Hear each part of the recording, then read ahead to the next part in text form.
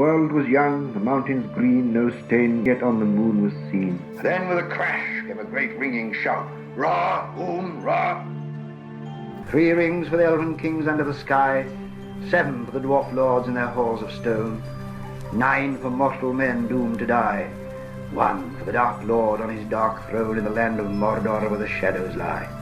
1 ring to rule them all, 1 ring to find them, 1 ring to bring them all, and in the darkness bind them in the land of Mordor where the shadows lie. It's talking about Tolkien, Ben. It sure is, Nate. No matter how badly you want it to be words about books, about your new hotness. I love reading horror stories about places I've lived. Yeah, if you had a nickel for every book that you've done, I have 2 nickels. know. I know the woods where that girl got her heart ripped out. Anyway, Journey to the Crossroads today. Man. Yes, chapter 7. Another horror. Another horror chapter where Frodo and Sam, they get a photo, some graveyard dirt, I think like milk from a black cow or a cow bone or something like that, and they put it all in a box and they bury it at the center of the crossroads. Oh, so you're trying to like summon a demon to get better at blues? Yeah, that's the only true way to defeat Sauron. It's in a fiddling contest. They went... Did I ever tell you about my buddy Rich?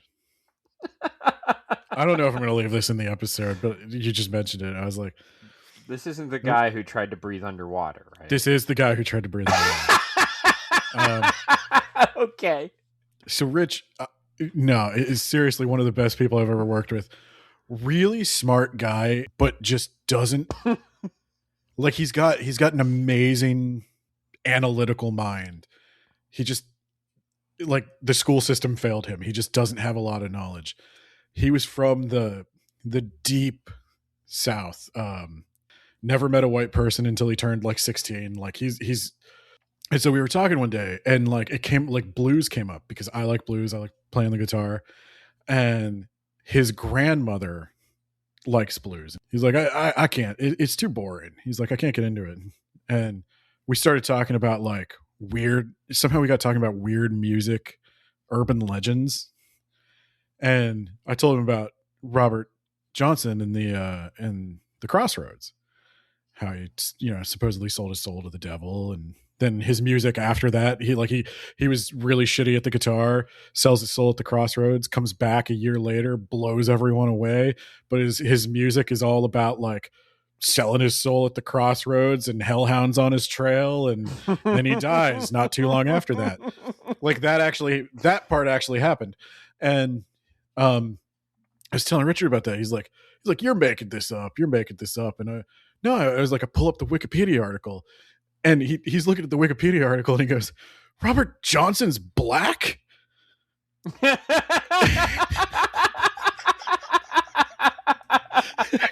like, what are you talking about? You think like the godfather of blues is white? I was like, you need to call your grandmother tonight and tell her what you just said to me. No, I'll never forget that one. Because I'm telling him the story and it did not occur to me because he lived, Rich, not far from the Crossroads, where they have they have a big monument to it. There's like 2 guitars crossed at the Crossroads. And he lived not far from that. And so I was like, he must know who Robert Johnson is. And he's just he doesn't know the story. I thought we were at least on some kind of similar page, but we were not. Anyway, Frodo and Sam couldn't get whiter than them. Nah, there's Smeagol right there. So this is it's another short chapter, and it's more of a build-up to the rest of the book, and I believe the next book, because there's definitely something coming, but it's not here yet. Yeah, this is a really short chapter, and it sort of just describes their their separation from Boromir, and a little bit of their journey south, and it's spooky. They're walking through the woods. There's not a lot of sounds. This is it is very much a calm before the storm chapter. Mm-hmm. Now, I wanted to read you a passage and see if you have the same note I have. Really want to see if you've been paying attention to this podcast for the last couple of years. Absolutely not. I had a I'm feeling. still going to call it Cirith Ungol, and you can't stop me. It's always a hard sea. The sun rose and passed overhead unseen, and began to sink, and the light through the trees to the west grew golden, and always they walked in cool green shadow, and all about them was silence. The birds seemed to have all flown away or fallen dumb. They're walking in the woods at night. Everything's gone quiet. Is it at night? Because it seems like It's during the sun's going down. Yeah. The sun's going down. Oh, right. The sun comes up later, and it's still, like, dark. That's when they get, like, properly into Mordor. Yeah. And Faramir mentions that all the bad guys from here to Mordor, they're gone. They're not roaming the lands right now. It's emptied. You know what it means when the woods suddenly go quiet. It means that you are totally safe and that you are good to keep on going because Sasquatch, Nate. Sasquatch is nearby, and Frodo and Sam are in mortal danger. What if Sasquatch is cool? Then Smeagol is in mortal danger. Sasquatch is going to help them find a way to get into Mordor without having to physically cross through the mountains. You just go through my portal into another dimension, and you come out on the other side. Can you imagine if Sasquatch... Everybody's sitting there talking about the Eagles. Why didn't they just fly them to Mordor? Well, why didn't the noble man of the woods not port them straight there? He was smoking that pipe weed with Tom Bombadil. God, that'd be so fun. Can you imagine Tom Bombadil and Sasquatch just hanging out? Blazing? Yes, I can. That's what was happening. I feel like we just wrote a Led Zeppelin album. You could sell that T-shirt today at the place where I get my incense. There you go. Yeah, Words About Books merch. Words About Books merch. We keep talking about doing that, but we never do it. Yeah, we need to do that.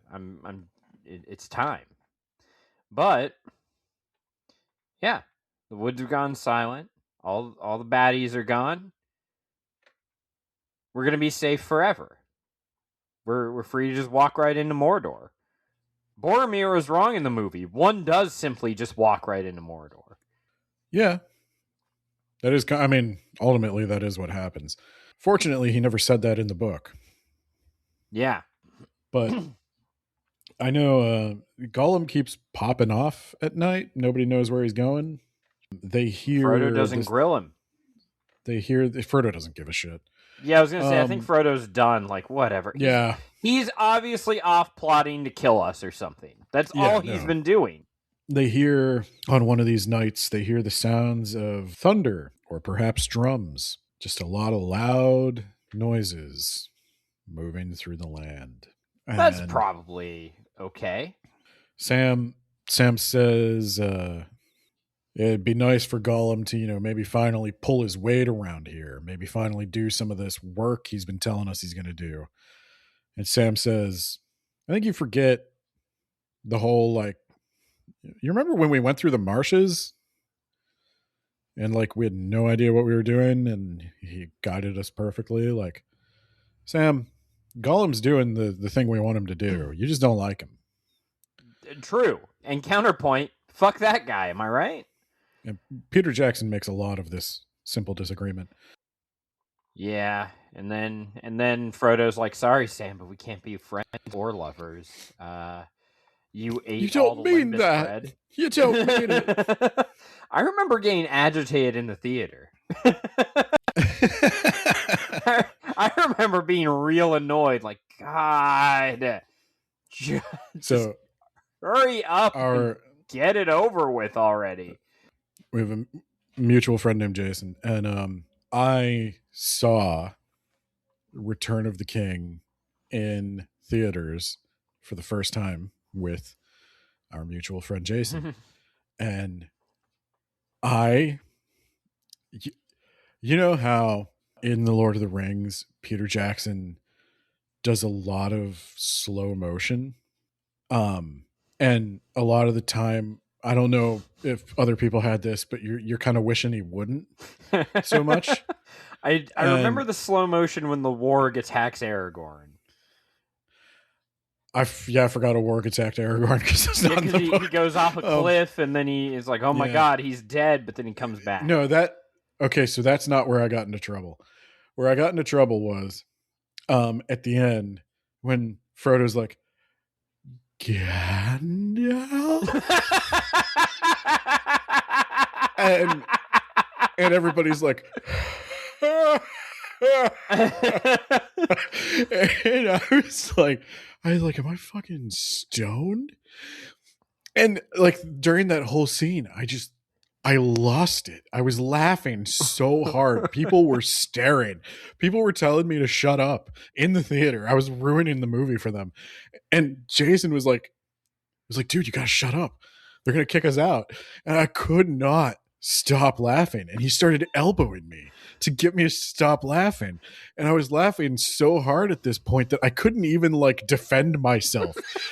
The elbows just knocked me to the floor and I was still laughing. I'm sitting there trying to explain it. I'm like, did you hear him say Gandalf? I was like, that was oh God. I to this day hate that scene. Shocker, I guess. But people in the movie were like, or people in the theater were like crying, and I was just like, I can't do this. I can't look at a grown man just like slow motion rosy cheek, smile wide, Gandalf. I was like, God, did you tell Elijah Wood that's what you were going to do? Did you even let him choose how he would approach it? I don't know. But yeah. So back to this. Sam says like, well, you know, he's plotting something, Smeagol. He's gonna trick us pretty soon here. And if he falls into other hands, we're definitely going to be into trouble. You know, if he's going out on one of these excursions and these orcs capture him, then we're screwed. And Frodo looks at Sam and he's like, Sam, we're screwed. Like, orcs find him, orcs don't find him. We're walking into Mordor. Yeah, we're going to walk right back out. I've said this before, and I'm going to say this again, Sam. We're walking into Mordor. We're going to throw the ring in the volcano, the ring that holds this whole evil enterprise together. And then the whole evil enterprise is going to fall apart. And then we have to somehow walk past what I assume are going to be just like raging armies of orcs, trolls, possibly ghosts, things we can't even imagine, spider-like things that should not exist, abominations unto the Lord. That's what's going to stand between us and walking out. And I'm going to be honest with you, Sam. I think I'm just going to lay down and die. I think I'm done. I'm doing the oath thing. There's a hot hobbit who I might want to talk to when we get home. You know, you ever factor that into your plans? I guess you can live in my house and I can watch. Thank you, Mr. Frodo. You're welcome. My only other note is that this is the scene in. This is the chapter where we get the scene where they come across the statue of one of the kings of Gondor, Oh yeah, which has been defaced. The head They has been can't knocked conquer- off. They see this they in the can't movie conquer right forever. before. Yeah, they see this in the movie right before Faramir arrests them. But here they see it after, and the orcs have defaced it. And I also like how the orcs rudely painted the likeness of a grinning face with one large red eye in the midst of its forehead. I enjoyed that. I like that the orcs are just like doing casual graffiti the way I would do it. And that's why they all got to but die, fortunately- Ben. Yeah, but fortunately, the king has a crown again. The flowers are growing around his brow. And what's up with the sun? So, I'm gonna make one of my timeline mistakes. Probably, we'll see, because I can't remember exactly how this goes. When Sauron sends his army out, unlike Saruman, Sauron's orcs are not resistant to sunlight. Ah, that's right. That was one of Saruman's big achievements. Some might Sauron's say his orcs- only big achievement. Yeah.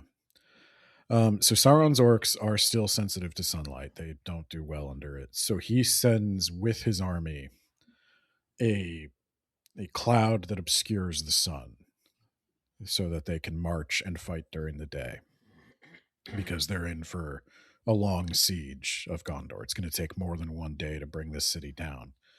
And he can't just have them. Yeah, with that attitude. He can't just have his army non-functional during the day. So he's going to send out this cloud to block the sun. I believe that the rolling thunder they hear, the drums, I believe it is drums, and I believe it is the thunderous marching of a vast army of orcs and men. Yeah, they're heading on their towards way to Gondor. And this cloud is the cloud that is going to obscure the sun to allow them to do this. Well, okay then. That's my unfortunate. belief. I've gotten these timelines wrong before. Nah, that's probably but we'll see. right. That makes Yeah, sense. because they do see eventually in the next chapter they see the second wave marching out from Minas Morgul. Yeah, they end on the steps, don't they? Above the city.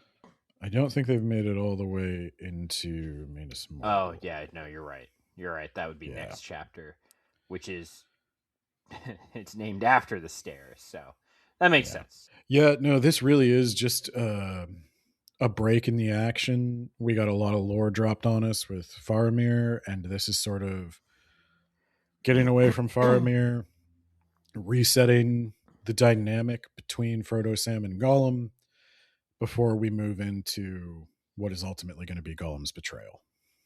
What? All because they captured him at that pool, am I right? He was going to be a good boy until suddenly he was betrayed.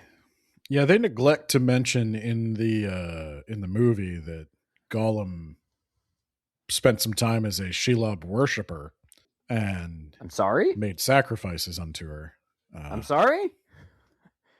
What? Yeah.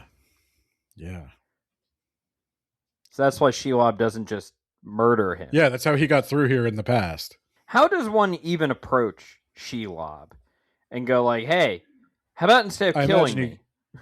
He got caught and begged like a coward and said he'd bring her fresh meat. I guess that's point. And she was probably like, yeah, you don't look like you have a lot of meat on your bones. So, okay. Man, can And you so- imagine if Sauron, his plan was to release Gollum and then like Gollum just gets eaten by a spider? Probably doesn't Have care, you ever though. played Have you ever played those Shadow of Mordor games? I played them, and I played for a few hours, and then I put it down for the night, and I didn't play it for a few days, and I forgot all the controls and all the abilities because they had like a million tutorials, and I was like, I guess I'm done. But there was an orc that kept coming back to life. Like, I'd kill him, and then he'd just show up later, and he'd be like, guess who's back? And he's got like his face melted, and he's like, I'm gonna kill you.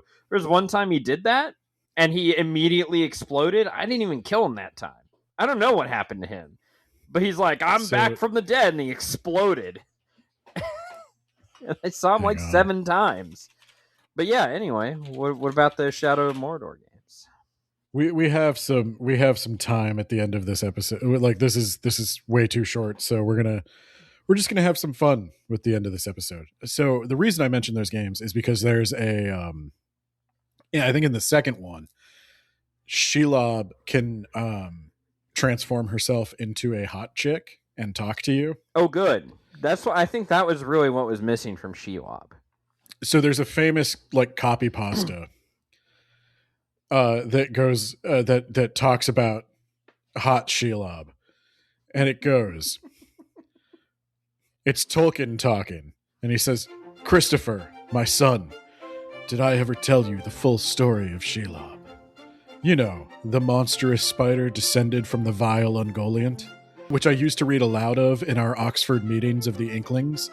Well, what I didn't mention back then was Shelob could also transform into a totally hot babe, all pale and dark and wan, like Rebecca in Ivanhoe, or what will later come to be known as the goth subculture. In fact, she looked very much like the pornographic actress Stoya, who will be born 13 years after I die. Christopher, I will be entrusting you with my estate. If there is ever a video game adaptation of my work, you must make sure they get this Shelob right.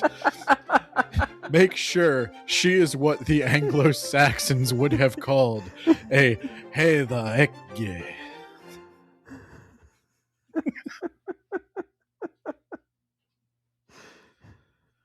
That checks out. Well, Nate, do you have any other journey to the Crossroads business? No, I'm just wondering when we're going to get to see that demon. Which demon? The one that they're going to summon and learn the blues.